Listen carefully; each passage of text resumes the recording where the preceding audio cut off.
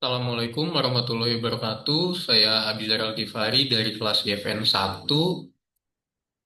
Di sini saya akan menjelaskan terkait hasil UAS dari mata kuliah Sistem Operasi Jaringan dan Konfigurasi Server.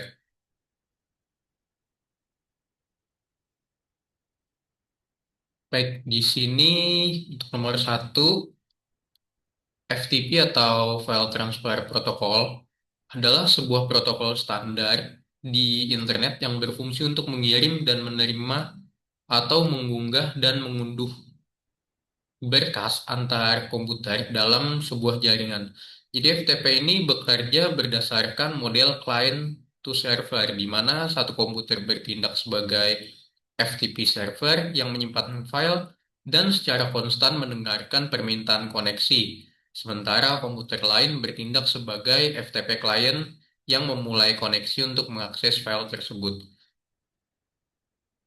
Untuk proses kerja FTP sendiri seperti yang diilustrasikan pada gambar soal UAS, yaitu komunikasi FTP melibatkan dua jenis koneksi terpisah antara klien dan server.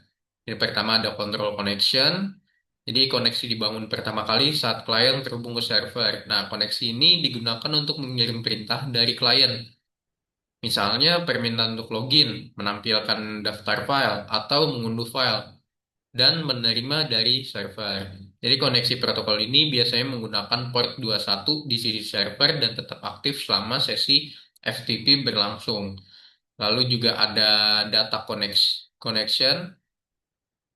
Jadi koneksi ini dibuka hanya ketika ada data atau file yang perlu ditransfer antara klien dan server. Setelah transfer data selesai, koneksi ini akan ditutup. Jadi koneksi data inilah yang menangani pengiriman file yang sebenarnya. Cara koneksi data ini dibuat tergantung pada mode yang digunakan, yaitu ada mode aktif ataupun mode pasif. Selanjutnya, tentang web server. Jadi web server ini adalah istilah umum untuk sebuah program yang berjalan di komputer host dan bertugas menyajikan situs web. Fungsi dasarnya adalah menunggu permintaan dari browser pengunjung yang berkomunikasi menggunakan protokol HTTP, lalu mengirim objek seperti dokumen HTML, teks, gambar, video, atau data lainnya sebagai respons. Lalu web server ini ada dalam berbagai jenis, lalu juga berjalan di berbagai sistem operasi, dan memiliki tingkat komplektivitas yang berbeda. Sedangkan Apache Web Server ini lebih spesifik. Nah, jadi Apache ini adalah nama dari salah satu jenis web server yang paling populer dan banyak digunakan di dunia. Dokumen tersebut menggambarkan sebagai contoh konkret dari sebuah web server. Jadi perbedaannya adalah kalau web server itu konsep atau kategori umum dari perangkat lunak yang melayani konten melalui HTTP. Sedangkan Apache Web Server yaitu produk spesifik dan nama merek dari sebuah web server yang sangat populer dan memiliki karakteristik serta fitur-fitur unggulannya tersendiri. Kita masuk ke poin nomor 3, penjelasan mengenai shell, file system, dan DACX atau Disability Action Committee for X. Shell sendiri adalah sebuah program yang menyediakan antarmuka pengguna berbasis teks. Jadi text only use shared interface. Tujuan utamanya adalah untuk menjalankan perintah yang diketik oleh pengguna dan menampilkan hasilnya. Jadi setiap pengguna di sistem Linux pasti memiliki shell default yang path atau lokasinya ditentukan dalam file /etc/password. Jadi shell default yang umum digunakan di Linux adalah bash yang lokasinya berada di bin bash. Jadi lokasi program shell ini juga disimpan dalam variabel lingkungan. Lalu file system secara mendasar adalah sebuah sistem untuk mengorganisasi direktori dalam file, terutama terkait bagaimana sistem tersebut diimplementasikan dalam sistem operasi disk. Jadi dalam konteks Unix atau Linux, izin akses pada file sistem diatur ke dalam tiga kelas, yaitu ada pengguna, group, dan lainnya. Jadi dokumen tersebut juga memberikan contoh beberapa jenis file sistem yang didukung oleh Windows seperti FAT, FAT32, dan NTFS, yang masing-masing memiliki cara berbeda dalam mengelola file dan partisi. Sedangkan DACX ini adalah singkatan dari Disability Action Committee for X, yaitu sebuah kelompok yang terdiri daripada para peneliti, konsumen, dan perusahaan yang berkepentingan dalam mengembangkan solusi aksesibilitas untuk workstation.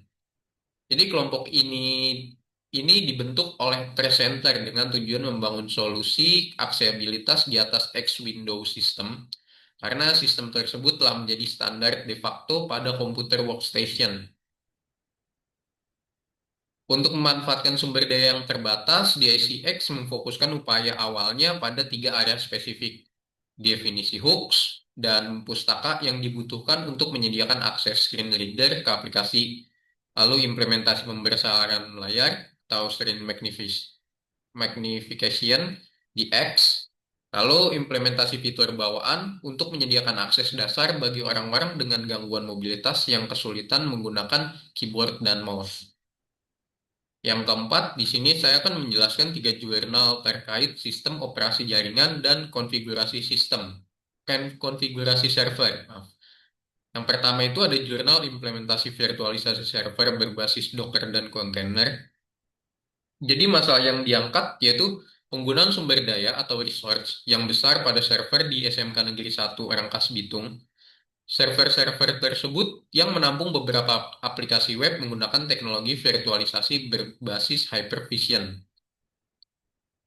Lalu untuk nilai inovasinya terletak pada implementasi virtual server berbasis kontainer menggunakan Docker sebagai solusi untuk mengatasi masalah inefisiensi pada virtualisasi berbasis hypervisor. Inovasi utamanya adalah penggantian teknologi, yaitu mengganti teknologi virtualisasi hypervision yang berat dengan Docker kontainer yang lebih ringan. Lalu juga efisiensi sumber daya, Docker tidak memerlukan guest OS tambahan untuk setiap aplikasinya. Sebaliknya, semua kontainer berbagi kernel dari sistem operasi host sehingga tidak membebani kinerja server. Untuk hasil dan manfaatnya, hasil penelitian berdasarkan pengujian dilakukan dengan memberikan beban permintaan request dari 200 hingga 1000 pengguna. Penelitian ini memberikan hasil sebagai berikut. Itu penggunaan CPU yang rendah, penggunaan CPU pada server tetap berada di bawah 15%, bahkan saat melayani 1000 pengguna. Lalu juga penggunaan memorinya efisien. Jadi penggunaan memori tercatat di bawah 7 MB selama pengujian. Untuk manfaat penelitiannya adalah memaksimalkan penggunaan hardware. Jadi Docker ini memungkinkan perangkat keras yang ada untuk dimanfaatkan secara maksimal karena penggunaan sumber daya yang sangat efisien. Jurnal kedua yaitu implementasi IDS atau Intrusion Detection System pada sistem keamanan jaringan SMAN 1 Cikesal. Masalah yang diangkat di sini kurangnya sistem keamanan dan pengawasan jaringan yang memadai di SMAN 1 Cikesal. Jadi sistem keamanan yang ada pada saat itu hanya mengandalkan firewall bawaan dari router mikrotik yang tidak cukup untuk mengatasi berbagai isu. Untuk nilai inovasinya, penelitian ini terletak pada implementasi sistem keamanan terintegrasi dengan menggabungkan dua aplikasi open source, yaitu Snort dan pfSense, untuk menciptakan sistem yang tidak hanya mendeteksi tetapi juga menindaklanjuti ancaman secara otomatis. Untuk hasil dan manfaatnya sendiri, yaitu deteksi serangan. Jadi sistem IDS ini menggunakan Snort terbukti mampu mendeteksi berbagai jenis serangan jaringan yang diuji coba seperti ping of death, port scan, dengan menghasilkan alert yang spesifik untuk setiap serangannya. Lalu pemblokiran otomatis. Jadi pfSense ini berhasil dikonfigurasi untuk menindaklanjuti alert dan secara otomatis memblokir pengguna yang mencoba mengakses situs media sosial yang tidak diizinkan seperti Facebook, YouTube, dan Twitter. Untuk manfaat penelitiannya, peningkatan keamanan jaringan, lalu juga ada pengawasan penyalahgunaan jaringan. Masuk ke jurnal ketiga yaitu otomasi konfigurasi routing pada router menggunakan Ansible.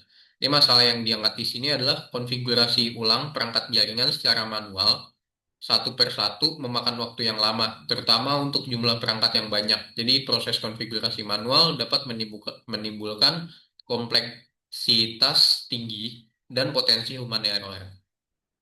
Untuk nilai inovasinya, penelitian ini berfokus pada otomatisasi konfigurasi routing OSPF menggunakan Ansible yang belum diteliti pada studi sebelumnya. Jadi, untuk menerapkan Ansible untuk mengotomatisasi konfigurasi routing pada router virtual yang dibangun menggunakan GNS 3.